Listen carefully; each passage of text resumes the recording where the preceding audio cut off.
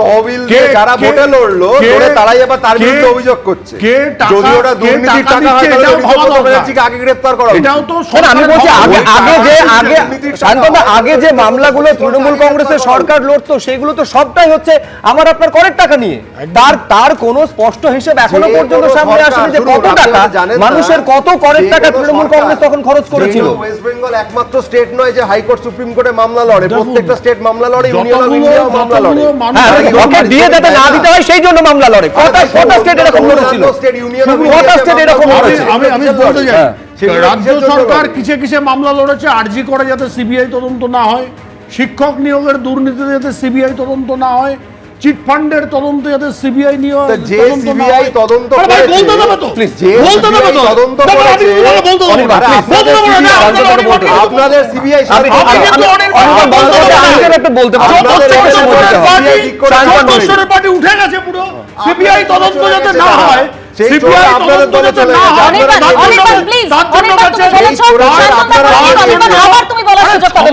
লোকে তাড়িয়ে দিয়েছে, তাও সেই অভ্যেস যাবে না, সেই অভ্যেস যাবে না। সিবিআই তদন্ত না হয় তার জন্য করের টাকা খরচ করে প্রথমে ডিভিশন বেঞ্চ, তারপর সুপ্রিম কোর্ট, আর ডিএ শুধু বারবার গেছে, একবার নয়, জাজমেন্ট হয়ে গেছে, গেছে যত না ডিএর টাকা দিতে হতো তার থেকে বোধহয় বেশি উকিলের বিল হয়ে গেছে। এই সর্বনাশগুলো করেছেন আপনারা। যে 21শে জুলাই নিয়ে আলোচনা করছেন, আচ্ছা আমাকে বলুন তো, এখন যে 21শে জুলাই আর যারা তৃণমূল কংগ্রেস, দুই তৃণমূলই তথাকথিত, কি জানে, কতটুকু জানে? এখন তো সেখানে কয়েক বছর আগে পাগলু ড্যান্স হতো, তারপরে ফ্যাশন প্যারেড হতো। 21শে জুলাইয়ে যে পরিবারগুলো শহীদ হয়েছিল তাদের কি ভূমিকা এখন 21শে জুলাইয়ের সভাতে আছে? দুটো তৃণমূলের কাছে আমাদের প্রশ্ন।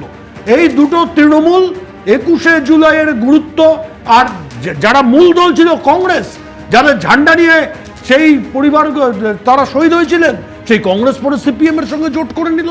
যে সিপিএম এর পুলিশের গুলিতে মারা গেল 13 জন, সেই কংগ্রেসের জোট সঙ্গী হয়ে গেল সিপিএম তার পরবর্তী সময় থেকেই। কাজেই আজকের দিনে 21শে জুলাইয়ের প্রয়োজনটা কি আছে? আর 21শে জুলাইয়ের প্রয়োজন নেই। আর রাজ্যের মুখ্যমন্ত্রী, প্রাক্তন মুখ্যমন্ত্রী তো হারার দিন পরের দিন বলেছেন যে বিজেপি মূল শত্রু, তাকে আটকানোর জন্য সিপিএম, মাওবাদী, কংগ্রেস সবাইকে নিয়ে আমি চলতে যাই। রোজ তার জন্য 4টা থেকে 6টা কালীঘাটের বাড়িতে উনি বসে থাকেন, যাতে সিপিএম, কংগ্রেস, মাওবাদী সবাই এসে ওনার সাথ দেন। আর সিপিএম এর সঙ্গে ভাবে জোট করতে চাইছেন, তাহলে কেন 21শে জুলাই? সে তো একটা এখন প্রবাদ বেরিয়েছে যে 21শে জুলাই হলো সিপিএম এর আমলে, মারা গেল কংগ্রেসের কর্মী, সভা করে তৃণমূল, গালি খায় বিজেপি। এটা হয়ে গেছে এখন 21শে জুলাইয়ের বক্তব্য, প্রবাদ। আমি বলছি এর উত্তরটা আমি ওনার কথার উত্তরটা আপনি দিয়ে কি করবেন? সিবিআই তদন্তের কথা আটকানোর কথা বলছিলেন তো, সিবিআই তো আমাদের করের টাকাতেই চলে। আপনাদের দলের বিধায়িকা এখন বলছেন সিবিআই 2 বছর ধরে কোনো কাজ করেনি। এবার বলুন, আমি বলছি আপনাদের স্পষ্টভাবে উত্তর দাও। এক হচ্ছে ফাইল চুরির মামলা, 2 হচ্ছে আরজি করের মামলা, 3 হচ্ছে ডিএর মামলা। এই যে মামলাগুলো সুপ্রিম কোর্টে দেশের সেরা উকিলদের তৃণমূল কংগ্রেস এবং তৎকালীন রাজ্য সরকার নামিয়েছিল, সেই কত পরিমাণে টাকা মানুষের করে খরচ করা হয়েছিল। একদম আমি বলছি বি ট্রান্সপারেন্ট অ্যাবাউট ইট। পুরো দর্শকদের সামনে রাখতে হবে, দেশ রাজ্যবাসীর সামনে। ওই উকিল রবীন্দ্রনাথ বাবু, এখানে তৃণমূল যখন ক্ষমতায় ছিল জনগণকে বারবার বঞ্চনা করবার জন্য একাধিক মামলা হয়েছে, সেটা কিন্তু আমার আপনার করের টাকায়। আর এখন যে তৃণমূলের ফান্ড নিয়ে প্রশ্ন উঠে যাচ্ছে, কারণ তাতে বেআইনি টাকা রয়েছে, তাই জন্য অভিযোগ রয়েছে, এবং সেক্ষেত্রে ফান্ড একেবারে ফ্রিজ করে দেওয়া হয়েছে 3টি ব্যাংক অ্যাকাউন্ট। কিন্তু দেখুন, প্রশ্ন হচ্ছে জনগণ কর দিয়েছে, জনগণ কোনো রকম সুবিধা পায়নি, রাস্তা ঠিকভাবে পায়নি। কি রাস্তা দিয়ে আমরা যাতায়াত করি আমরা জানি। পাটক্ষেত থেকে টাকা উদ্ধার হচ্ছে, সাইবার ক্যাফে থেকে টাকা উদ্ধার হচ্ছে, নেতাদের বাড়ি থেকে টাকা উদ্ধার হচ্ছে, লকার থেকে কেজি কেজি সোনা, কিন্তু সাধারণ মানুষের ঘরে কিচ্ছু নেই। গোটা বিষয়টা সেই মানে গত 14 বছর ধরে যদি আমরা দেখি, 15 বছর আমি বাদ দিলাম, 1 বছর আমি মনে করছি যে ঠিকমতো ভাবে চলেছিল। তারপরের 14 বছর ধরে যেভাবে তৃণমূল সরকার চালিয়েছে, তাতে পঞ্চায়েতের একদম নিচের তলার যে পদাধিকারী, তার থেকে একবারে ওই মেয়র পরিষদ এবং মেয়র পর্যন্ত এই সমস্ত জায়গাতে একটা সাংঘাতিকভাবে চুরির জায়গা, সিন্ডিকেট, কাটমানি, মানে প্রত্যেকটা যেগুলো বলতে ওই যে শারদবাবু বলেছেন যে এসব জিনিস দেখাও পাপ, কি হচ্ছে বলুন তো? প্রত্যেকটা তৃণমূলের ওয়ার্ড কমিটির অফিস, তৃণমূল যেটা বানিয়েছিল, কি পাওয়া যাচ্ছে সেখানে? শয্যা পাওয়া যাচ্ছে সেখানে, যা খুশি নয়, অশ্লীল জিনিসপত্র পাওয়া যাচ্ছে। এগুলো কি হয়েছে? গোটা পশ্চিমবঙ্গের কালচারটা একটা নোংরা জায়গায়। রাজনীতি যে কত, সাধারণ মানুষ না রাজনীতিকে ঘেন্না করতে শুরু করেছে।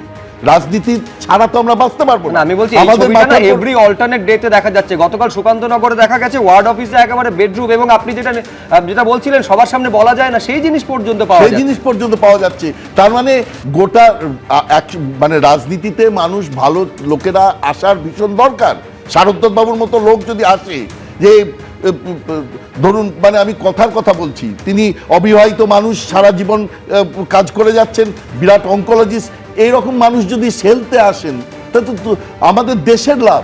তো সেই রকম লোক তৃণমূলের সাটাসাট বাজেট পাস হচ্ছিল ট্রেডমিল করতে করতে, আর পড়ছেন চন্দ্রিমা ম্যাডাম পড়ছেন, এবং কি যে হচ্ছে তার কোনো, যারা করছেন তাদের না আছে কোনো জ্ঞান।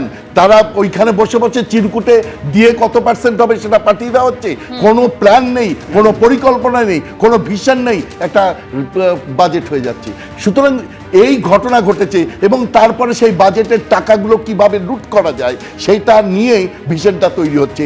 একটা বিজিবিএস তৈরি করা হবে, রবীন্দ্রবাবু, লুটের তালিকা এখন বলতে গেলে শেষ করা যাবে না, এবং তার জন্যই মানুষ একেবারে জবাব দিয়ে দিয়েছে ভোটে। হ্যাঁ, এই বিজেপির যে এই যে বলছে না, আমরা নিজেদের মধ্যে আলোচনা করি যে এটা করা কিন্তু ভীষণ ডিফিকাল্ট। বুঝতে পারছেন না, 50 বছর, আমি বারবার করে বলছি, 50 বছর রাজ্যটাকে পিছিয়ে দিয়ে গেছে একদম। কিন্তু সরকার, এই নতুন বিজেপি সরকার ক্ষমতায় এসে কিন্তু তাদের অবস্থান স্পষ্ট করে দিয়েছে কোন জায়গাতে একেবারে দুর্নীতিতে জিরো টলারেন্স। এবিপি আনন্দ, এগিয়ে থাকে, এগিয়ে রাখে।